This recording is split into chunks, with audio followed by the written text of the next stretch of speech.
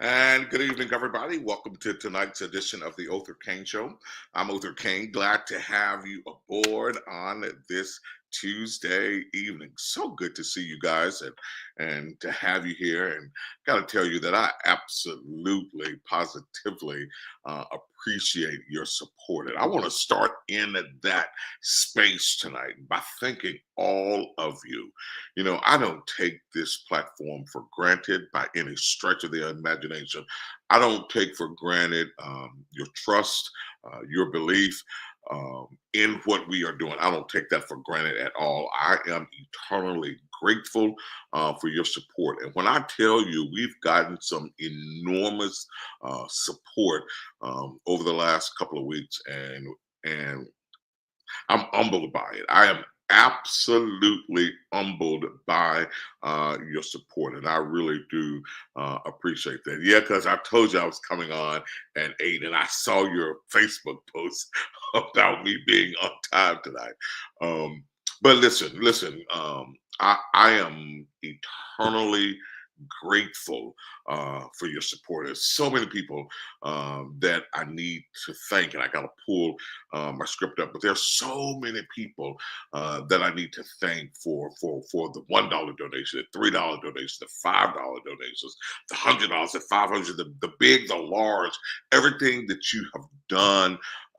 Over the course of these last 2 weeks, we are eternally grateful. And don't let your support stop. You know, you're not just single-handedly supporting me, right? You're not doing that. You're not single-handedly supporting me. What you are supporting, though, is Black media and independent Black media, and we are absolutely grateful for that. So we certainly do appreciate that.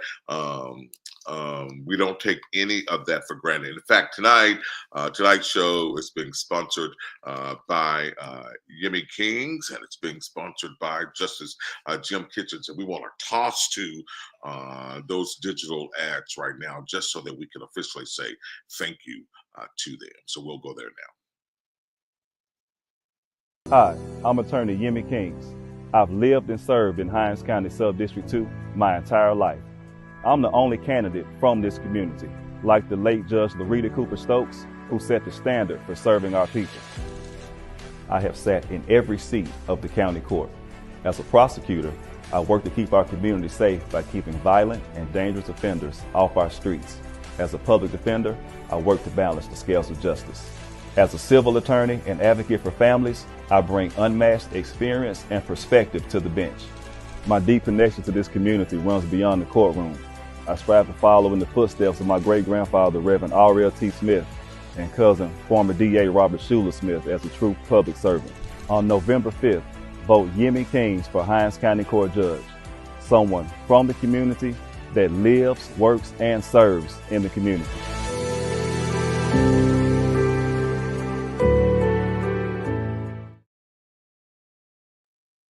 Jennifer Branning puts extremist ideology above Mississippi families. She voted against equal pay for women and denied mothers and babies the health care they need 3 times, even after Governor Tate Reeves supported it.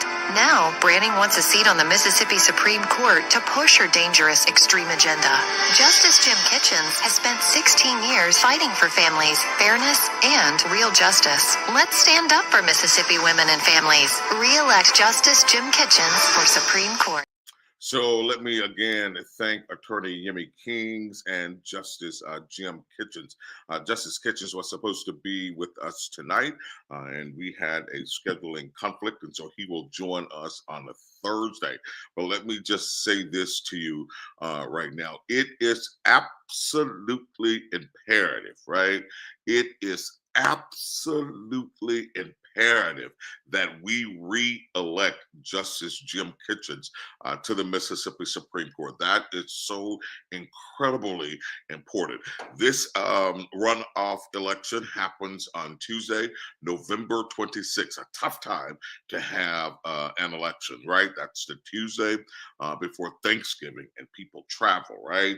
But let's be clear. If you are going to be away, if you're in Mississippi and you're going to be away, you need to head to your local courthouse and vote via absentee ballot. Please, this election is so incredibly important. And we'll talk about his opponent a little later, just in terms of who she is, how she voted against changing the Mississippi flag, how the bodies of those 3 civil rights workers that were found in Philadelphia, Mississippi, were buried on the grounds of her grandfather's house, right? And he is quoted as saying, "Hell, I got a dam that could hold 100 of them, so bring them on."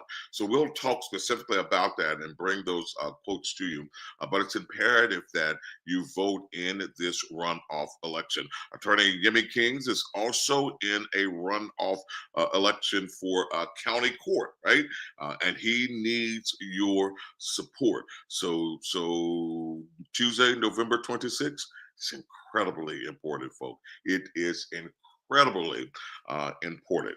So I am excited tonight to welcome to the broadcast attorney Michael Sterling. He is out of Atlanta. And I came to know, and it's interesting that Yemi mentioned in his commercial Robert Schuler Smith, because that's actually how I came to know attorney Michael Sterling when he was representing the late Robert Schuler Smith in one of his cases. An excellent attorney, a Morehouse man, and glad that he is on the broadcast with us tonight. Attorney Sterling, how are you, my friend? I'm good, Othor. I'm good. Thank you for having me.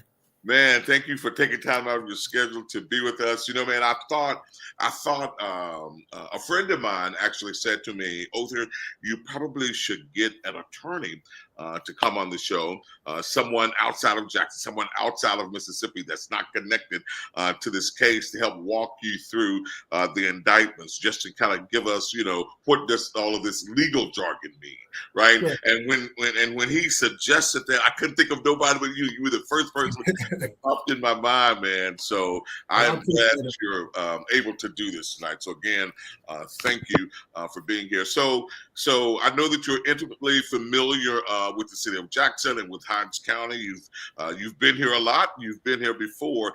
And when I reached out and asked if you had read the indictment, you said you read it word for word, page for page, right?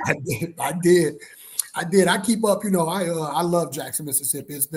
It's almost like a second home to me. I think I was there so much, people thought I had taken up residence in Jackson. And Robert meant a lot to me, and him trusting me with 2 separate cases. Both the one in Hinds County and the one in Rankin County, we were able to handle for him and successfully defend him in those cases. So I spent a lot of time in Jackson, and I Jackson, Mississippi is one of my favorite cities. I love the people of Jackson. I love Jackson, Mississippi. Good deal, man. And I gotta say, when I watched you in both of those cases, you are masterful, man. I mean, you were absolutely masterful. And so again, thank you for being here. And so let's jump right into these indictments. As you know, there have been 5 people that have been indicted in this bribery and conspiracy situation. One former councilwoman, Angelique Lee, she pled guilty and she resigned a couple of months or so ago. And then a local businessman pled guilty as well. But in the recent indictments, 3 additional people have been indicted. Hinds County DA Jody Owens, ironically, Robert Schuler Smith was a former Hinds County DA. Jackson Mayor Chokwe Lumumba, and City Councilman Aaron Banks. And I want to start with the DA, right? And you got to help me through this, man, because when I read this, just as a novice, someone without a legal mind at all, when I read this, it reads to me, Michael, as if DA Owens was the mastermind of this. And so of all the counts, I think he's charged with 8 or 9.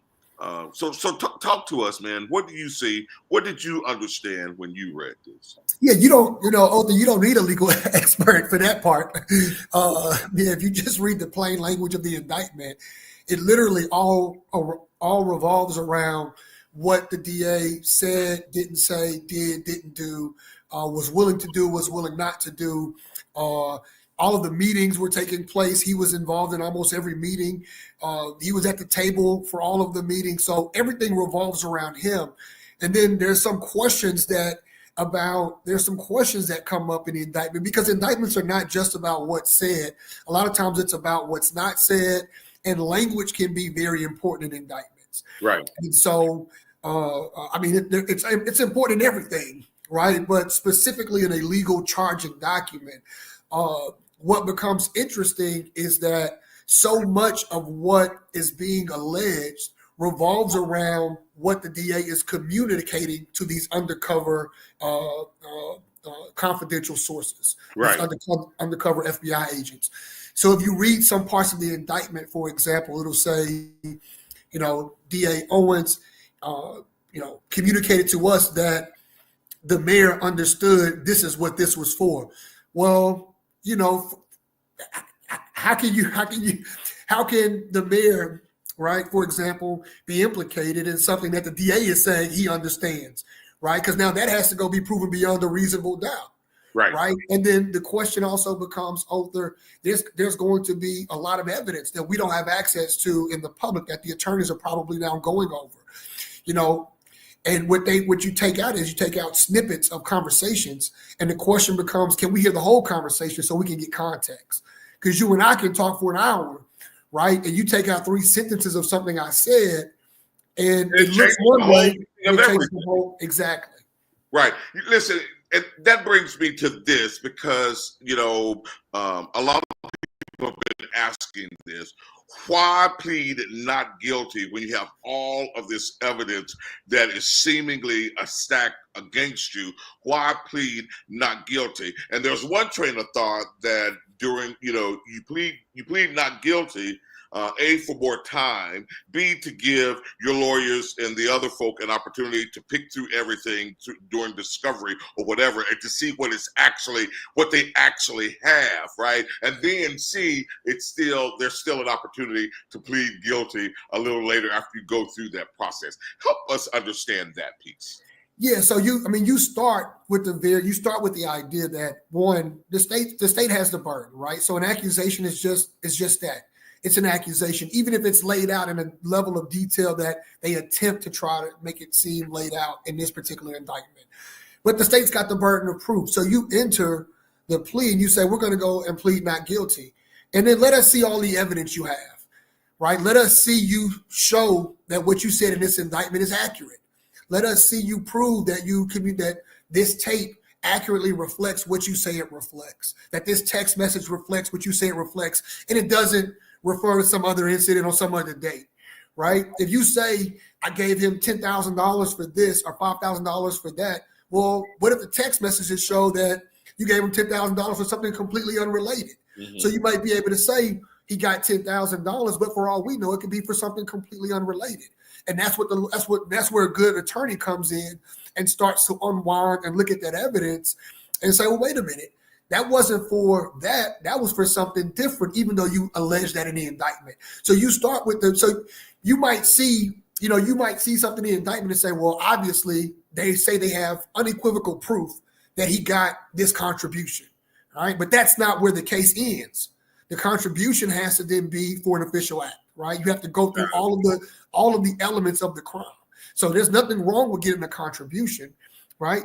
And you're alleging the contribution was for one thing, but it could be for something completely unrelated, right? So you enter the plea of not guilty and allow your attorneys the opportunity to do their job, which is go through all of their various evidence and say, well, state or government, I think that you've got some problems in what you charged in the indictment, because that's not what was happening in this particular case.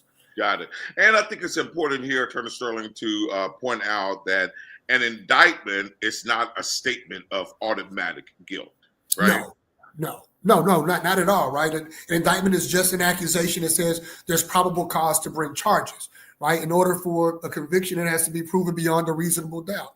I mean, I went through this, as you know, twice with Robert Smith, and people don't remember this part because a lot of times I get credit for the trials, but people don't remember Robert was also investigated by the feds, right? They sent someone undercover, had him, they were recording his conversations, right? And so a lot of times you don't get the credit for putting somebody in a position where they were not indicted, right? So yeah, I was able to walk him twice, but I was also able to help him avoid any charges that came from the investigation that was happening in the U.S. Attorney's Office. Absolutely. Listen, and you touched on this. I just want you to unpack it just a little bit more.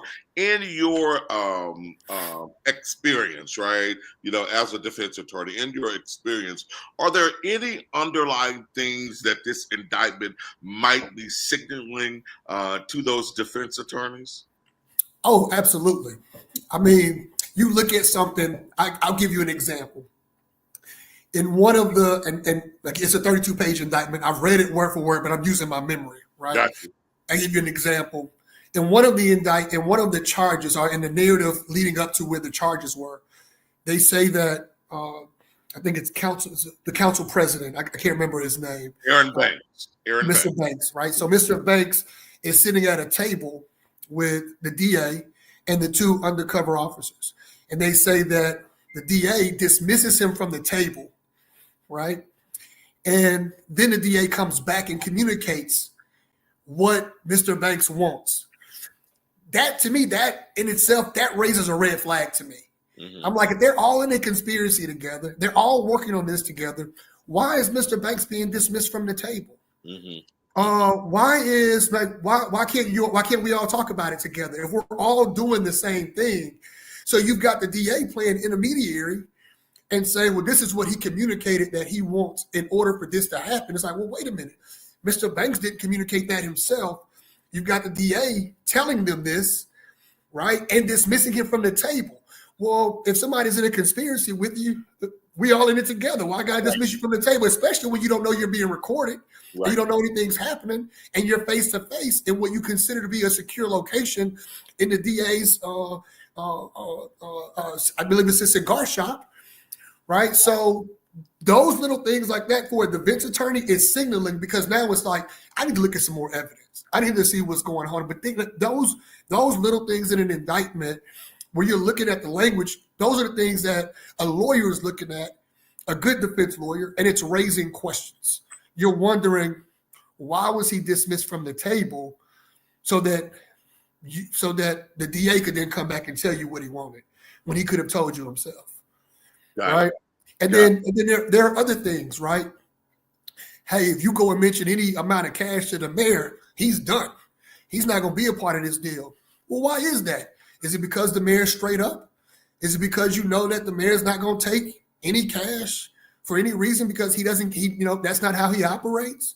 So those things raise questions. Like, why is the mayor going to be a problem for y'all to try to get this deal done if y'all are all in a conspiracy together, right? If y'all are determined to award this contract and y'all are all working on it together, and you don't know you're being recorded, you don't know you're undercover, why is it being regurgitated that no, you need to let me talk to him because he's going to be a problem? And it just seems like there's something else here that we need to know. It seems like there's some other evidence that we need to know, because it's a long plane ride from Jackson to Miami, right? What did y'all talk about for those 3 hours? Right? You on a boat for 4 hours and you give us a 2-minute part of the conversation. I want to know what the other 4 hours y'all were talking about. You know what I'm saying? So the question, so that just becomes the question. It's like, we've got the indictment, we've got the charging document, which is basically the government's narrative. So now it's like, well, what can our narrative be from a defense perspective to say, hey, let's provide some context to what was happening to some of these statements. Got it. And this is where a good defense attorney comes in, one that can actually help shape the narrative, right? So I got to ask you this. So the charges have started, or the accusations have started. There's a trial that's coming up soon, and it is with a Jackson police officer and a young man that was killed. And so an attorney has filed a motion of some sorts to say that D.A. Owens is not fit to lead this case, that everything he puts his hands on now, it's tainted, and he should be removed. How talk to me about being in that, and should DA Owens resign or at least take a leave of absence? Well, I'll give you my legal perspective.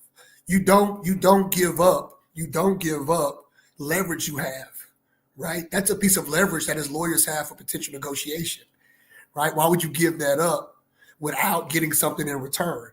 So if I'm speaking strictly as a former defense attorney, when I was doing Robert's case, that was when we were negotiating.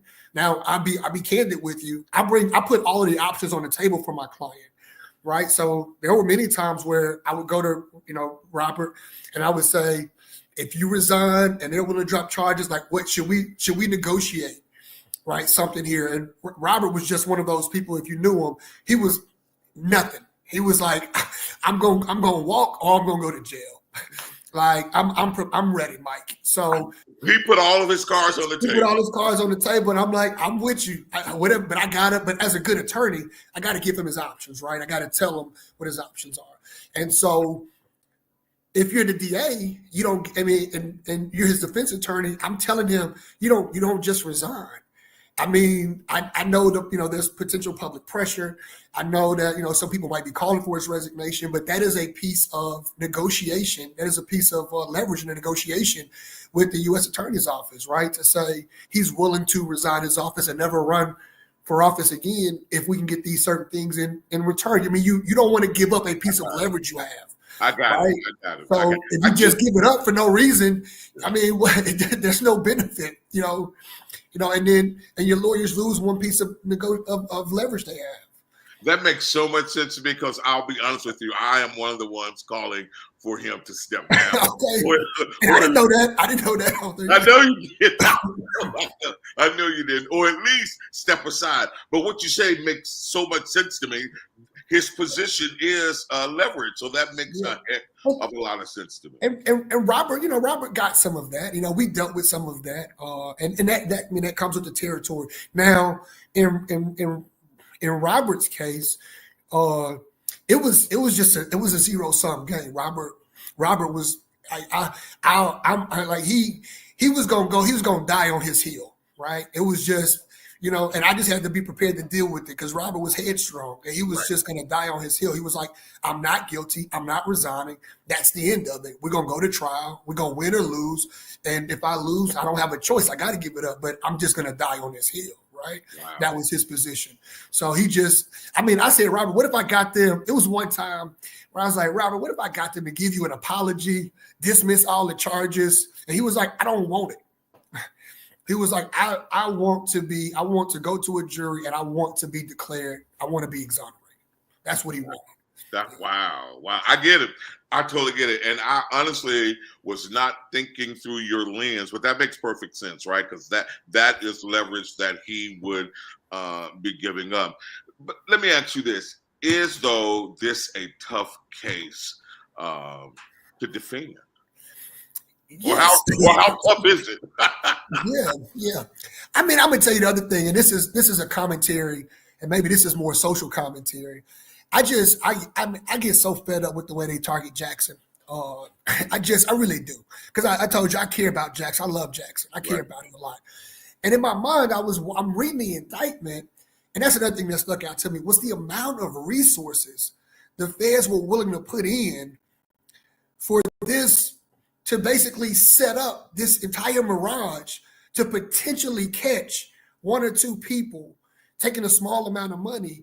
And then when you look at all the help Jackson could use from the feds and doing something about crime rate or murder rate, it's like y'all go through y'all willing to get private jets and yachts and set up this elaborate scheme. And it's like, but really what we could use your help in, and I'm saying we, because I feel like I got residents in Jackson, right. But really we could use your help in some of this real crime, right? But it's like they're always targeting. They always figure out a way to target Jackson. And that's not to say that the indictment doesn't bring real charges or real accusations, but it does seem like unfairly so.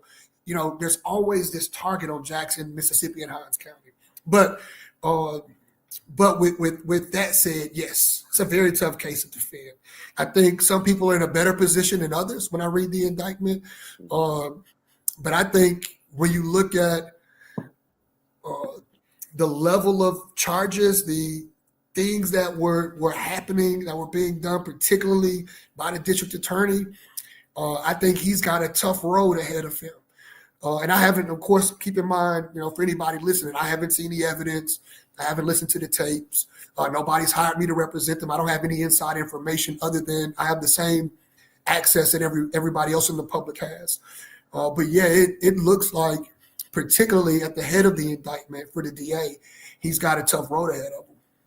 Would you, if you were representing DA Owens, would you encourage him to not speak to the media, to just close his mouth? Let me tell you why I asked that question. Okay. Because after they went for their initial court appearance, right? After they got indicted and went for their first appearance, one of the things that he said to reporters after that is that, I would love to take you through the entire 32 pages, but my attorneys advised me not to talk. But I will say this to you, that I will prove that drunken banter is not a crime. And man, reading this indictment, that was more than drunken banter in terms of what they're accusing him of. So what would you say? Yes, I would. I did the same thing with Robert. It's like, please don't talk. Mostly he listened. But yeah, I would tell him, don't talk to the media. Like, cases are won in the courtroom. There's going to be plenty of time for us to talk if we can be successful in this case. And that would be my primary focus is, look, don't do anything to create any new evidence against you. Don't do anything. Don't tweet anything. Don't post anything. Don't say anything that could potentially be used against you. Because that might be the first line of an opening statement, right? He calls it drunken banter, but we all know that he was intentionally pleading. Like, you know what I'm saying? Anything you say can be flipped against you, right? And that might literally be the first line in an opening statement that the government uses, right? He's gonna say it was drunken banter. You've already given away one of my potential defenses. Don't talk. Right. Like, because that was going to be one of the potential defenses. You've already told them, and you've taken away my ability. You've taken away my ability to use that in the future because they know what's coming now. So yeah, my encouragement would be my advice to all of my clients is always, look, cases are won in the courtroom. They're not won. Right. Not in the court of public opinion. Not in the court of public opinion, not on the steps of the courthouse, not in the press conference, not in the press room, not in articles. Cases are won in front of 12 jurors in between those lines in the box. And more important than anything else is focusing on what those jurors and what that judge is going to do. Those are our most important audiences. And we need to be preparing for what we're going to do for them and not worried about what's happening outside of the courtroom. Got it. I got a question, and this is just for me, because I understand, at least I've been told, and it is my understanding that there perhaps are 3 more unsealed indictments that could possibly be connected to this situation. Okay. When the first question I have, is it possible that those indictments could be additional charges for the same people and not just, more people? Could it be that? It could be both, right? So what you have in federal court is you could have a superseding indictment that either adds additional charges or a superseding indictment that adds both additional charges and additional people. So it could be both. Obviously, you don't know until the government unseals it, but the government could go back to the grand jury, add additional charges, add additional people, or just do one or the other, add additional people or add additional charges. So one or both. And then they would, file a superseding indictment that would be unsealed. So, and it could all be connected to the same situation or circumstance. Got it. And then the other question that I have is, so Banks and former Councilwoman Angelique Lee are both connected in this space for future votes, right? For the possibility of voting. They didn't take a vote, and to my understanding, they did not take a vote. Based on what I read, it's future votes for the potential vote. And so my question is, because in this whole scheme, right, with the FBI agents, they didn't see the deal all the way through, right? It's like they stopped. Maybe they thought they had enough and they just stopped. They didn't see the deal all the way through, thus not giving Banks an opportunity to vote and not giving Angelique Lee an opportunity to vote. Why would they not see it all the way through? Why would they stop?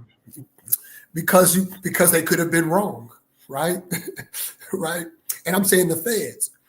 If you see it all the way through, and your company, your pretend fake company, doesn't win their votes and doesn't win the contract, then it was never a bribe in the first place, right? Mm-hmm. So what you have now is you have them charging them with conspiracy to commit bribes based on this potential future vote, right? So if you see it all the way through and they don't do it the way you said they were going to do it, they don't give you the chance. So they're not giving them the chance to do it because they could have been wrong.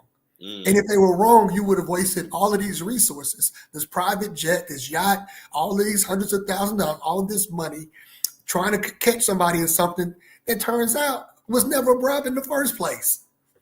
Wow. Right? Wow. What if let's take the indictment at face value. What if Jody was lying to y'all? What if he told y'all that Banks said he was going to vote this way, but he was going to vote a different way? All right, what if Jody was telling Lumumba one thing and telling Banks something different and telling the agent something different based on him sort of being the person who was the person communicating everything, right? And what if Jody was setting them up, lying to them, saying, yeah, we're going to do all of this for you. Instead, he was taking y'all for a ride and he was never going to do any of it, right? Which would not make it illegal. And the only way to find out is to see it through. And rather than see it through, they were like, no, let's go ahead and stop. Because if we see it through and we're wrong, we would have wasted all of these resources and would not be able to indict anybody. Got it. Speaking of the feds being wrong, I've heard different percentage rates in terms of their accuracy and winning cases, right? I've heard a couple of different percentage rates. I've heard as high as a 95% accuracy rate in winning cases. What are your thoughts with the feds? When they come knocking, is it just solid, or is there a larger percentage of breaking through the feds case? It is. The feds do have a high conviction rate, but keep in mind, those also include cases that never touch a trial, right? So I think the better statistic, which I don't know what it is how many times do they win a full out trial? So when you're talking about conviction rate, 85 to 90% of the cases end in pleas. So let's say you indicted on 8 things and somebody pleads on 1. They're not taking the feds off of those 8. They're giving them credit for the one conviction, right? So if you were counting, for example, every time they charge something versus every time there was a plea, that conviction rate might fall, right? So and if you were counting just trials, which only about 10 to 15% of cases go to trial, that rate would probably fall. But it is typically true that when the feds come knocking, they usually have it pretty solid. They usually have it pretty together. And the feds they would have when I was a federal prosecutor, they have a statement: is 1 charge, 1 conviction. All you need is 1, right? Like if I charge you with 30 things and I get you on 1, right? For example, you look at one of DA's charges is lying to FBI, like lying to federal agents. If they get him on nothing else, they might be able to get him on that one because he said he didn't have a lockbox. And then when they went to his office, he obviously did have a lockbox with money in it. That's a sort of straight up and down, right? As long as they can prove that he told them that and they can prove it was there, that's a pretty straight up charge. So they add that charge to make sure they're going to get you on something. They try to find something they're going to get you on. Right. Got it. So seemingly, D.A. Owens and Mayor Lumumba are the big fish in this thing. I would guess, D.A. Owens being the bigger fish. And so that takes me back to my other question, just in terms of those other unsealed indictments. So you are saying again then that those other unsealed indictments could possibly, if they're connected to this at all, could possibly be additional evidence or other people, and that's called a what kind of indictment? Superseding indictment. So if it's related to this transaction, a series of transactions, so there's a number of things the feds can do. One, they can do a superseding indictment to add additional people or additional charges to the current people. They could do a completely unrelated indictment if they wanted to separate it out, right? So they could do, even if it was related, they could do a completely separate indictment related to this same series of transactions where somebody else is accused. But typically, for efficiency's sake, if it's all related to the same series of transactions, they would do a superseding indictment and add additional individuals or additional charges or both. Got it. And so, man, I received information, about the numbers connected to these indictments and the sequence of the numbers. And so 2 of them are right back to back. And somebody said that's a 95% chance that they're connected to this case. And then one of them, the sequence of numbers was broken a little bit. And so that percentage went down just a little bit. Though I've always heard that there were 8 indictments in this space too. And so we've got 5 people and then 3 additional indictments. So this is interesting. Will these gentlemen be able to bounce back from this? Well, it depends, right? It depends, Othor. Like, a lot of people, I remember that case. I was particularly Rankin County. I remember somebody telling me when I got ready to go to Rankin, they said it don't matter what the facts are. Like I think I told you this, right? I think I told you that. Somebody said to me, they said, I don't want to curse on your show. They said all that stuff you did in Hines ain't gonna matter in Rankin. Right? Don't matter what the facts are. I remember you saying that to me. Yeah, they're like you're cooked. And we went to Rankin, and I was able to successfully defend Robert in Rankin County in front of an all-white jury, right? Where he was accused of assaulting a white woman, right? And of stalking her and robbing her. And we were still able to walk him in front of an all-white jury. So I say that to say, sometimes it looks like the odds are stacked against you. And then the more the evidence comes out, the more the information comes out, the more your attorney starts and does some work for you, you never know what is possible. And if they're able to walk away, and get acquitted of these charges, have the charges dismissed, win a motion that gets the charges dismissed, any number of ways in which a defense attorney can win a case like this. If their lawyers and them are able to successfully do that, then I think that their futures, that they'll be able to bounce back just as Robert did. Man, listen, I heard, let me say this with clarity. Someone said to me, so I didn't hear this attorney say this directly, but someone said to me that one of the attorneys that's representing one of the persons in this 3-man indictment said that he told his client, man, listen, I heard the audio tapes. I know what they have. You might want to take a plea. But much like Robert, this guy said, nope, I'm not doing it. I'm fighting it till the end. Now, if you got your attorney telling you that you need to plea, man, what? Talk to me. Well, I would tell you this. A good attorney doesn't tell a client what to do. He just gives them his options and gives them the best counsel and advice. So typically what I do when I present a deal of some sort to my clients, or I'm going to present, some sort of negotiation, I tell my clients, hey, based on the evidence or whatever, I think this is a reasonable deal, but ultimately the choice is yours, what you want to do. Because whether you take this deal, whether you go to trial, either way, I get to walk home and spend time with my children. I'm not going to be the one living with the consequences of what happened. I'm gonna give you everything I got, right? I'm gonna fight for you. I'm going to take it personal. I'm going to bang the table. I'm going to look at the evidence and the facts. I'm going to give you, as you know, you see me in court. You were there every day. I'm going to give you everything I got.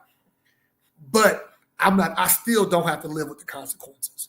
And so, I would just say, if your attorney is advising you a plea might be a good deal based on the evidence. That's one thing.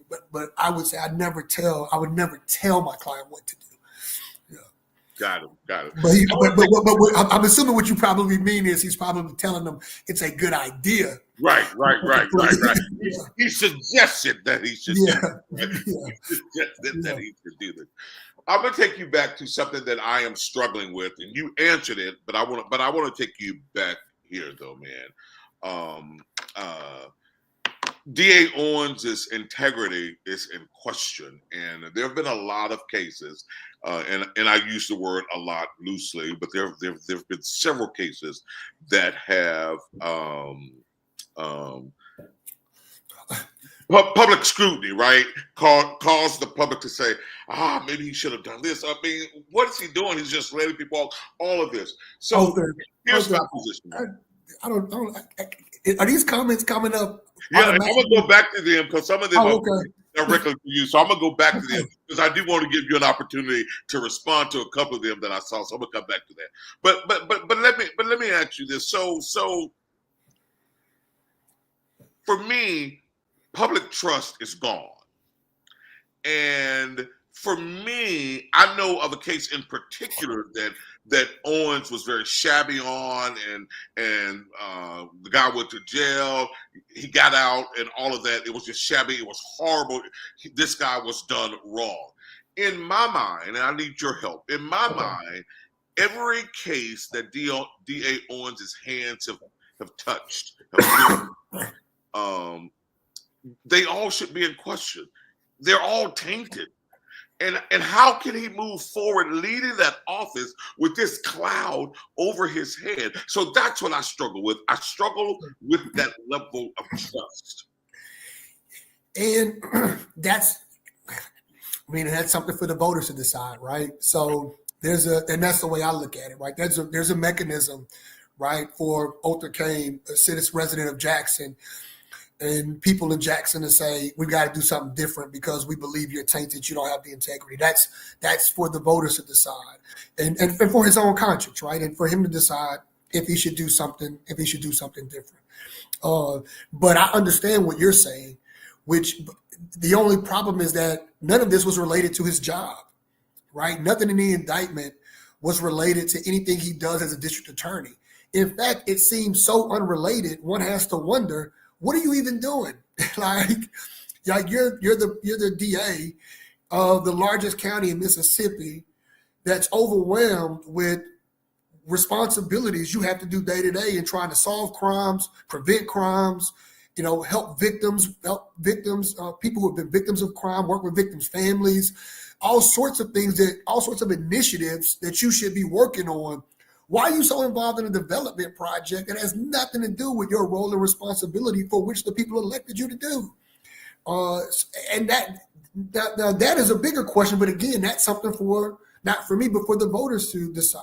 He did say that the DA job was his part-time job, right? I saw that in the indictment. He did say the DA was his part-time job. He just used that seat to get to this, right? Yeah, those are things that the voters are going to have to use. I'm not saying you're wrong, Othor. I'm saying there's a mechanism for that to happen. It can't be. I don't think it can be some sort of legal removal unless he's been convicted. Right. Gotcha. I put this comment up because I didn't want it to drop. I didn't want it. Oh, it went away. I didn't want it to get away because I want to give you an opportunity to respond to that. Smith's attorney in the Hinds County case, a white criminal defense lawyer from Tupelo, got him off. Have at it, brother. Well, no, let's just talk about the facts. One, the first case of Robert Smith ended in a mistrial. It was led by, I don't remember his name. We did work together. I wasn't on the first trial. It ended up in a hung jury. It was just Robert and him, and he was from Tupelo, Mississippi. Robert brought me on to be the lead attorney in the second trial, and I did work with that particular attorney. But I was the lead attorney. You were there every day, Othor. I did the opening statements. I did the cross-examination. I wrote the motions. I did the closing argument. I did the post interview press conference. So I don't even think there's even any question. So, I did work with an attorney from Tupelo who represented him the first time, and he second chaired to me after Robert brought me in from Atlanta in the trial where he was found not guilty on all counts. I think the guy's name may have been Jim Wade. Jim Wade, that's it. Yeah. Jim Wade. And I'm not that smart. Somebody just texted it to me. So. Yeah, I haven't talked to Jim since the first trial, so it's been a long time. So, but Jim, we did work together. So, but I was the lead attorney.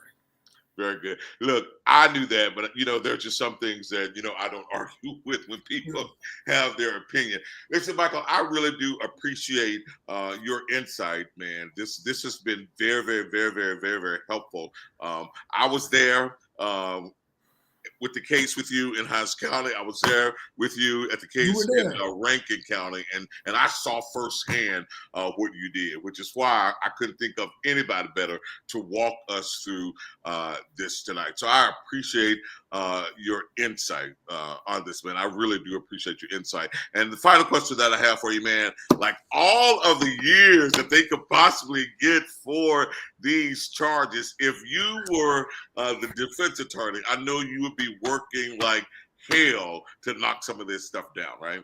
Absolutely. And you got to remember, in federal court is very different. It's guided by what's called sentencing guidelines. So when the public are looking at the charges and looking at the maximum and minimum punishments, that's not typically what the judges are looking at. They're looking at the sentencing guidelines, which are governed by your past criminal history, the amount of money involved, and the nature of the crime itself, crime or crimes itself, whether there becomes, for example, an acceptance of responsibility or things like that. So there are all sorts of things that mitigate the sentencing guidelines, which one of my favorite judges, also from Jackson, I believe is the chairman of the Federal Sentencing Guidelines Commission, Judge Carlton Reeves. Mm-hmm. So if I remember correctly, he is actually the person who chairs the entire Sentencing Guidelines Commission for the country. So, to have somebody like him who's thoughtful and deliberate leading that commission, you're looking at, but just so that the public knows, what judges are looking at are sentencing guidelines, which a good lawyer who practices regularly in federal court and knows them well knows how to set up an arrangement where you get the best possible punishment and you get all of your mitigating credit. Got it. Man, you have been so helpful. I really do appreciate your making time for us, Attorney Sterling. Thank you, my brother. I appreciate it. I am certain that I'm going to need to call you again during this process, unless somebody hires you to come represent them. Yeah, anytime, Othor, you were my first interview after I got the not guilty. We sat down at the new hotel that was built. That's right. Yeah. That's right. So yeah, anytime you want to talk to me and I've got some availability, I'm happy to talk to you. Appreciate you, brother. Thank you so Absolutely. much. All right, brother. We appreciate it. That's Attorney Michael Sterling out of Atlanta. Man, what he has a lot of knowledge. What great insight he provided for us tonight. Really, really good. So listen, I want to pause here and run our commercials to thank our sponsors tonight for helping us bring this interview to you tonight. So we'll go to our Yemi Kings video, followed by Jim Kitchens. Hi, I'm attorney Yemi Kings. I've lived and served in Hines County Sub-District 2 my entire life. I'm the only candidate from this community, like the late Judge Loretta Cooper Stokes, who set the standard for serving our people. I have sat in every seat of the county court. As a prosecutor, I work to keep our community safe by keeping violent and dangerous offenders off our streets. As a public defender, I work to balance the scales of justice. As a civil attorney and advocate for families, I bring unmatched experience and perspective to the bench. My deep connection to this community runs beyond the courtroom. I strive to follow in the footsteps of my great-grandfather, Reverend R.L. T. Smith, and cousin, former DA Robert Schuler Smith, as a true public servant. On November 5th, vote Yemi Kings for Hines County Court Judge, someone from the community that lives, works, and serves in the community.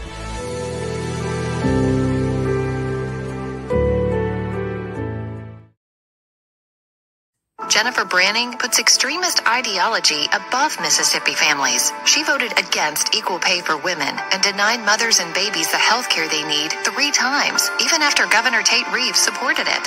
Now, Branning wants a seat on the Mississippi Supreme Court to push her dangerous extreme agenda. Justice Jim Kitchens has spent 16 years fighting for families, fairness, and real justice. Let's stand up for Mississippi women and families. Re-elect Justice Jim Kitchens for Supreme Court. So I do want to thank Attorney Attorney Yemi Kings for his sponsorship tonight, and I do want to thank those folk, the New Southern Strategy, for sponsoring Jim Kitchens. So we thank you. We are absolutely appreciative. You know, what a great way to end this broadcast tonight with this video, and I am so excited to share this video. And I know you've seen it 1,000 times. But I am glad to be able to show you this video tonight. So the one, the only, Rita B, this video is up, and we've got our closing thoughts after this video. Here's Rita B.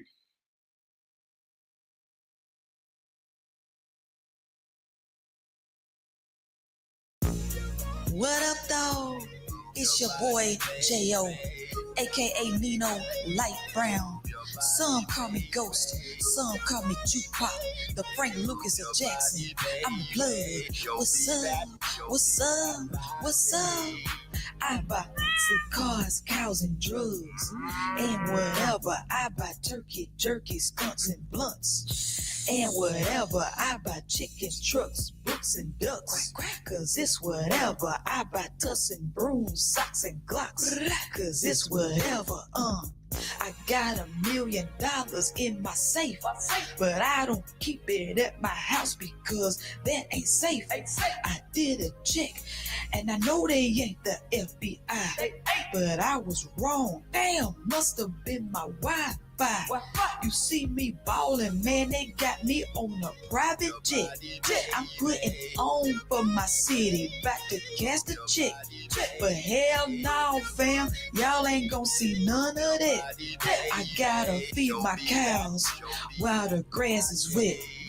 I buy cars, cows, and drugs, and whatever. I buy turkey, jerky, skunks, and blunts, and whatever. I buy chickens, trucks, books, and ducks, cause it's whatever. I buy tussing, brooms, socks, and glocks, cause it's whatever. Hey, listen here. I don't give a where the money comes from. It can come from blood diamonds in Africa. I don't give a. I'm a whole DA.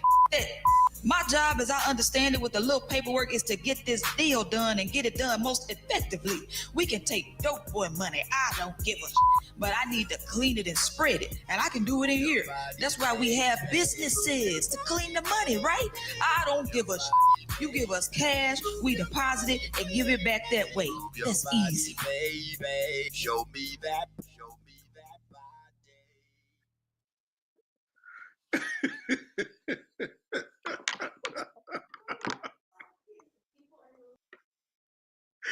That is absolutely hilarious. Absolutely hilarious. So Rita sent that to me, and I was assuming she said it before she actually released it, I think. That's absolutely hilarious to me, right? They gave her all the material that she needed for that. Absolutely hysterical. Absolutely hysterical. All right, family, that's our time for tonight. Listen, thank you so much. Thank you for being here. I appreciate your support, right? I appreciate your trust. I appreciate your time and your investment. You know, please don't stop donating. We want to keep bringing you informative shows. I got to give a big shout out to Dr. J, my producer, as well. She is absolutely amazing. So she's pulling all of this stuff together, the graphics you see, and all of this. Dr. J is making that happen. We're going to bring her on the show, so you'll get a chance to meet her very, very soon. But listen, thank you so much. I really do appreciate it. My Cash App is $Othor Cain. Feel free to continue donating so that we can continue to bring you the best in terms of information. That's our broadcast for tonight from all of us here at the Othor Cain Show. Good night. Hi, I'm attorney Yemi Kings. I've lived and served in Hinds County Subdistrict 2 my entire life. I'm the only candidate from this community, like the late Judge Larita Cooper Stokes, who set the standard for serving our people. I have sat in every seat of the county court. As a prosecutor, I work to keep our community safe by keeping violent and dangerous offenders off our streets. As a public defender, I work to balance the scales of justice. As a civil attorney and advocate for families, I bring unmatched experience and perspective to the bench. My deep connection to this community runs beyond the courtroom. I strive to follow in the footsteps of my great-grandfather, Reverend R.L. T. Smith, and cousin, former DA Robert Schuler Smith, as a true public servant. On November 5th, vote Yemi Kings for Hinds County Court Judge, someone from the community that lives, works, and serves in the community.